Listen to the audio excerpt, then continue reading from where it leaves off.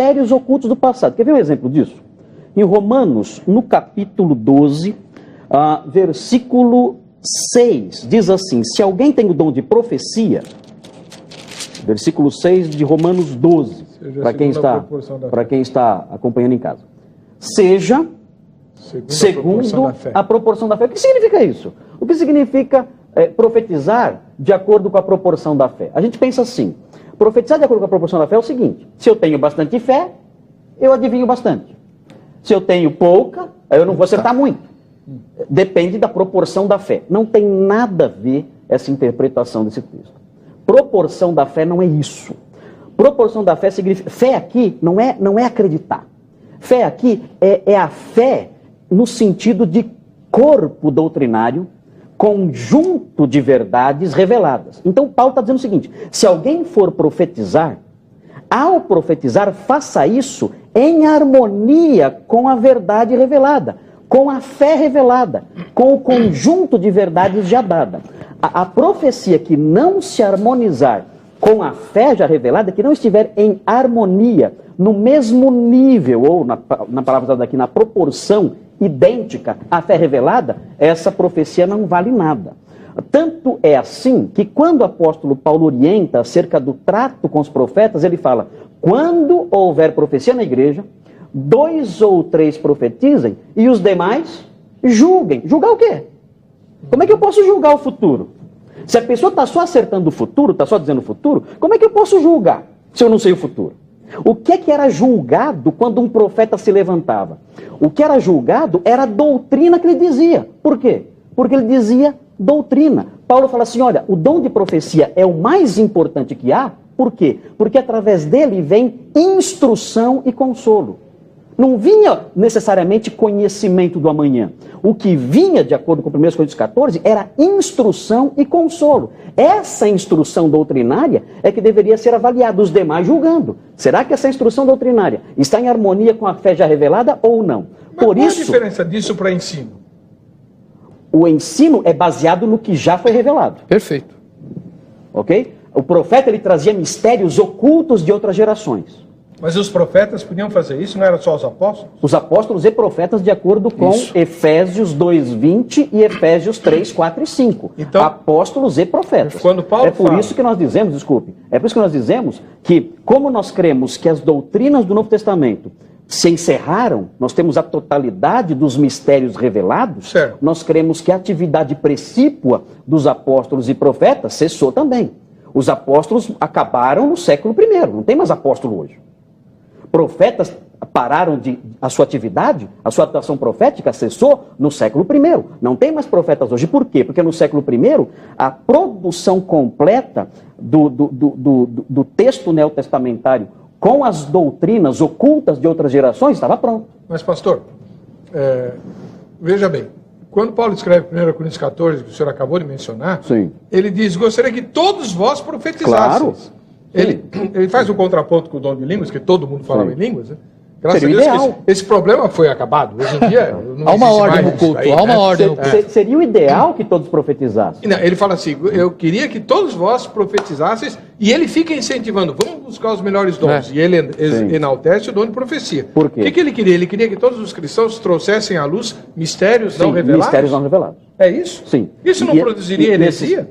Não. Se produzisse heresia, então esse profeta deveria ser rejeitado. Aliás, surgiram falsos profetas. O apóstolo Pedro disse: olha, assim como no meio do povo no passado surgiram falsos profetas, no meio de vocês também vai surgir. E quem é que vai dizer se a profecia que o profeta está trazendo é boa? A proporção da fé. A proporção da fé. Eu tenho que olhar se aquilo que ele está dizendo se harmoniza com o que já foi dado. Agora, se destoa com aquilo que já foi dado, então... Só mais uma Posso falar um pouco, Kleber? Quer falar? Quero. Preciso falar. Diga. Primeira coisa. Como é que você sabe de onde veio isso que você está me falando? Irmão, ele vai dizer o quê? O profeta ou a pessoa que tem o dom de profecia tem que ter um relacionamento com Deus. O crente tem que ter um relacionamento com Deus. Se eu falo algo e não tenho certeza, que relacionamento é esse que eu tenho com Deus? Isso não é profecia. Como é que funciona na prática? A profecia, o Senhor vem e fala a pessoa. Deixa eu perguntar. É assim que funciona a profecia que nós vemos no Antigo Testamento. O Senhor se manifesta à pessoa e fala, e diz o seguinte: olha, vá e diga isso. Eu, o Senhor, estou mandando. Vá lá e diga isso. Não pode ser um sentimento que a pessoa tem. Não estou falando de sentimento, não falando de revelação. Não pode ser uma intuição que a pessoa tem. Nem todos os profetas da Bíblia agiram assim, pastor. Dá um exemplo. Elias fulminou um monte de soldado inocente porque ele estava com raiva. Elias, o profeta que não morreu. Não, senhor. Mostra no texto que Deus mandou ele fulminar os soldados lá. Mas ele mandou. Mandou nada. Não, senhor. Não. Deus parou ele e falou assim, vai com esse agora. Não mexam comigo porque eu sou homem de Deus mandou ele parar de fazer. Isso não foi a profecia, foi um juízo. Ele não está profetizando lá. Então nem tudo que o profeta fala... Se eu sou homem de Deus, então sejam consumidos. E foram. Então isso foi juízo de Deus, não foi profecia. Quando ele profetizava, o Senhor mandava. O Senhor falava com ele verbalmente. Não era uma sensação que vinha à sua mente. Uma vez alguém chegou para mim e falou assim para mim, pastor, tem uma mensagem de Deus para você. Eu falei, pode falar. Falei assim, fique no barco. Eu fique no barco. Mas eu não vou andar de navio esses dias. Não vou andar de barco, não vou em lugar nenhum. Ele, mas essa é a mensagem de Deus para você. Tá bom. Eu falei, tá bom. E eu até hoje não sei o que significa isso, não significa nada. O que aconteceu com esse moço? Ele não era um mentiroso, não era um safado querendo enganar, nada disso. O que aconteceu? Esse moço, ele com toda sinceridade, veio um pensamento na cabeça dele. E ele achou que isso era de Deus. Não é disso que eu estou falando. E ele achou que aquilo era uma revelação para ele. E veio falar para mim. Mas não faz sentido nenhum. Então, na verdade, a profecia é isso. A profecia é Deus se manifestar e dizer, olha, vá e diga isso ao meu povo. Perfeito. Era assim que Deus agia. Se não é assim, é coisa do próprio coração. Não estou dizendo assim. E Deus condena. Não estou dizendo coisa do próprio coração. Deixa eu fazer uma pergunta prática para o senhor. Coração. Deus condena a profetizar do próprio coração? Claro que sim. Isso é falso. Mas eu não estou falando isso. Isso é falsa profecia. Deixa eu fazer uma pergunta prática para o senhor. Então tem que perguntar para a pessoa. Todos os profetas que existem hoje são falsos? Sim. Todos eles? Todos. Sem nenhuma exceção? Todos. Sem exceção. Deus não usa nenhum profeta para falar nada. Note bem, Éder. Essa pergunta sua me coloca numa situação perigosa. Claro, com certeza, né? E esse é o seu... Rebaixar ele na categoria de poderes psíquicos paranormais. Ou comparar um dom que é do Espírito Santo. Veja só o perigo, Heber. O dom é da terceira pessoa da Trindade. Do Espírito da graça que nos revelou a Escritura e que nos entregou as Escrituras. Como é que eu pego o Deus Santo e rebaixo ele no nível de um espírito imundo? Ou rebaixo ele no nível da atuação de um charlatão? Eu não posso fazer uma coisa dessa, sem ofender ao Espírito Santo. Se alguém diz assim, se alguém se aproxima de uma igreja e fala assim, tem alguém aqui com dor de estômago, isso é adivinhação. Isso não é profecia. Irmão, eu não estou dizendo...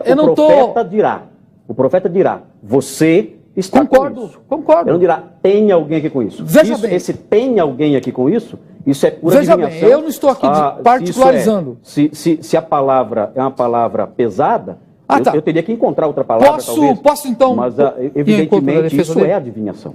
Né? Agora talvez, essa questão de dizer o futuro, eu vou falar o futuro e vou acertar. Né? Isso pode acontecer. Isso pode acontecer, aí tá bom. Não vamos falar sobre adivinhação, vamos usar outra palavra. Ele profetizou. Uma profecia pode ser uma profecia que acerta o futuro e nem assim ser de Deus. Aliás, no livro de Deuteronômio, no capítulo 13, Deus orienta Moisés desse aspecto, porque era muito fácil saber quando um profeta era falso, quando ele errava o futuro. Ele dizia, isso vai acontecer, não acontecia. Pronto, está aí, um profeta falso. Quantas vezes ele tinha que errar para que fosse considerado um profeta falso? Uma vez só. Ele não podia errar. Para ele ser um profeta verdadeiro, tinha que acertar 100% das vezes. Assim como Samuel. Samuel, nenhuma palavra dele caiu por terra. Sempre ele tinha que acertar. Agora, o que acontecia é quando a pessoa acertava e não era um profeta verdadeiro. Isso acontecia. Em Deuteronômio 13, Deus orienta Moisés dizendo, olha, quando um profeta ou sonhador anunciar um prodígio e o prodígio acontecer, o que é para fazer? É para segui-lo? Não faça isso. Espere. Espere e ouça o que esse homem está ensinando. Avalie o que esse homem está dizendo. Porque o que valida a sua profecia é a harmonia com a verdade revelada. Quero falar disso. Tanto que, em Mateus capítulo 7 está escrito que naquele dia muitos dirão, Senhor, nós profetizamos em teu nome. Eles estão dizendo aqui que eles estão mencionando profecias que não funcionaram? Eles são loucos de fazer isso? Eles são doidos de falar de profecias que não funcionaram? Não, eles estão falando de profecias que funcionaram. Eles estão apresentando a defesa deles. Senhor, nós profetizamos em teu nome, nós expulsamos demônios em teu nome. Eles estão falando de expulsões falsas? Não, eles estão falando de demônios que saíram mesmo, que foram expulsos. Posso falar? E estão se defendendo com base nisso. E o Senhor dirá o que para eles? Não conheço vocês. Bom, algumas coisas. E isso é falso. Algumas Vocês coisas. expulsaram demônios e são falsos mestres. Se você chamar alguém que está adivinhando de adivinhador, eu aceito. Se você chamar alguém que está sendo usado por Deus... Pastor Marcos Branconato, se ele fosse da sua igreja, lá não tem revelação. Aí como é que ele faz para escolher um emprego de acordo com a direção de Deus? Tem que usar a cabeça. Tem que avaliar com a sabedoria que Deus deu, com o entendimento que Deus deu. Ele tem que avaliar o que é melhor e tomar sua decisão, orar a Deus, Senhor, me orienta, fecha as portas que não são da sua vontade. Seria pelas circunstâncias, então? Pelas circunstâncias, pelo parecer de crentes queridos, de crentes amados, que vão aconselhá-lo, que vão orientá-lo, para pastor, tudo Como mais. pastor, você diria isso a ele? Diria isso a ele. Agora, eu gostaria de ter um pastor profeta como esse aí na minha igreja. Por quê? Porque aí 100% das decisões eu iria acertar. Se tem um profeta na minha igreja que pode me ajudar a tomar decisão sempre certa, que é um profeta de Deus. O profeta de Deus não erra nunca. Eu não ia errar nunca. Eu ia perguntar, pastor, eu devo ir pela marginal ou devo ir por outro caminho? Ele ia dizer para mim, olha, vá por aqui porque isso aqui vai estar, essa rodovia ou essa avenida vai estar fechada. Eu teria muita tranquilidade, porque tendo um profeta na minha igreja e sabendo que um profeta nunca erra, porque fala da parte de Deus, todas as minhas decisões eu ia submeter ao conselho dele. Se ele tivesse palavra de Deus para metade delas, olha, seria uma maravilha, porque eu não ia errar nunca. Mas, pastor, me explica uma coisa. Não ia errar nunca. Nós, pastores, eu também sou de uma igreja que não crê na contemporaneidade dos dons. Nós não vivemos dizendo para o povo, olha, a gente erra porque não consulta a Deus, a gente se precipita, em vez de orar, buscar a Deus, pedir direção do Senhor, a gente vai e toma a decisão por si mesmo. Não é isso? Não tem que orar, não tem que buscar a Deus? Nós oramos, buscamos a Deus, e nem sempre isso não é uma garantia de que nós vamos acertar. Podemos cometer erros, nós não estamos no céu, nós estamos sujeitos a isso. Às vezes cometemos erros, o que não podemos dizer é que o erro está além do controle de Deus. Tá. Mas assim, o fato da gente orar, pedir, buscar orientação, não é uma garantia de que a gente não vai errar. Quem dera fosse Pastor assim. Marcos, o irmão não acha. Se tivéssemos profetas, aí sim, aí eu teria uma garantia que eu não ia errar. Porque o profeta ia dizer, olha, assim diz o Senhor. E eu então faria o que ele fala. Vou pegar um exemplo. Aí eu não queria errar. Seria, beleza. Pastor Marcos, se tiver um profeta, se tiver um profeta de verdade, se tiver um profeta de verdade me ouvindo, por favor, eu quero conhecer você, que eu preciso de você na minha vida. Pastor Marcos, sim. Diz para mim, quando um homem ora, se submete a Deus, se humilha diante de Deus, Deus vai orientá-lo. Vai orientá-lo. Por causa da posição dele diante de Deus. Sim, claro. Agora, pastor Sérgio, me responde uma coisa. Concordo, mas isso não é uma... Desculpa. Não, tá resolvido. Não, estou falando da submissão. Que ele vai que nós temos que sempre. Não, eu estou dizendo que Deus não vai deixar o homem submisso tropeçar. Já aconteceu. Nós erramos quando nós agimos por nós mesmos. Já aconteceu do senhor se submeter a Deus e errar? Nunca aconteceu? Não lembra? Irmão, eu já errei quando eu passei na frente dele. Só o fato do senhor pensar já significa que não é uma resposta assim pronta. Significa o quê? Mas é claro, esse é um debate, eu não vou te dar a resposta pronta. Possibilidade... eu tenho que pensar para falar. Sim, pastor Sérgio. Mas não precisava pensar para responder essa pergunta. Só um instante, reverendo. Deixa eu fazer uma pergunta que eu sei que tem muito telespectador querendo ouvir do pastor Sérgio. Porque o que o reverendo Marcos vai falar, todo mundo já sabe. Mas o pastor Sérgio... Talvez nem tudo que eu vá falar... Não, eu vou ler. O texto não fala isso. O texto fala isso sim. Não, o texto não fala isso. O texto não fala isso. Presta atenção no texto com atenção. Presta atenção no texto com atenção. À vontade. O texto fala assim, para começar essa discussão, olha só o que o apóstolo Paulo fala um pouquinho antes de dizer isso que o pastor Heber mencionou agora. De sorte que as línguas constituem um sinal não para os crentes, mas para os incrédulos. Então, aqui é uma coisa interessante aí para o pessoal que fala em línguas. Mas a profecia não é para os incrédulos, e sim para os que creem.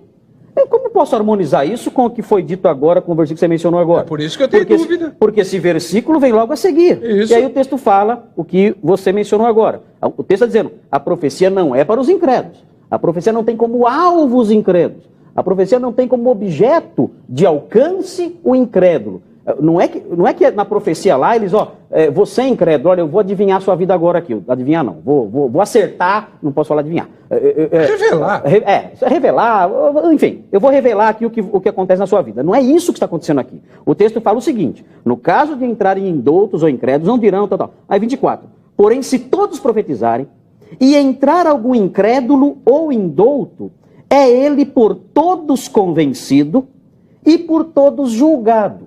Havia no conteúdo profético, havia no conteúdo daquilo que eles diziam, uma palavra de juízo, uma palavra de condenação, que é, na realidade, algo que pertence ao corpo doutrinário cristão.